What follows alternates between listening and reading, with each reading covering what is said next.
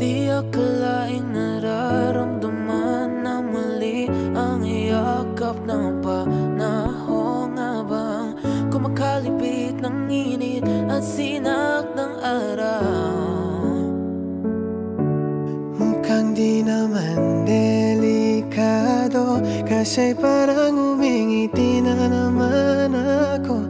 Kaya ngayon di na ako mangangamba kahit anong sabi nila.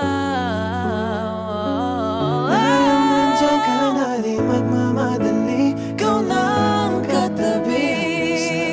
Huwag kay bumiti, di na maghahanap ng kung anong sagot sa mga tanong.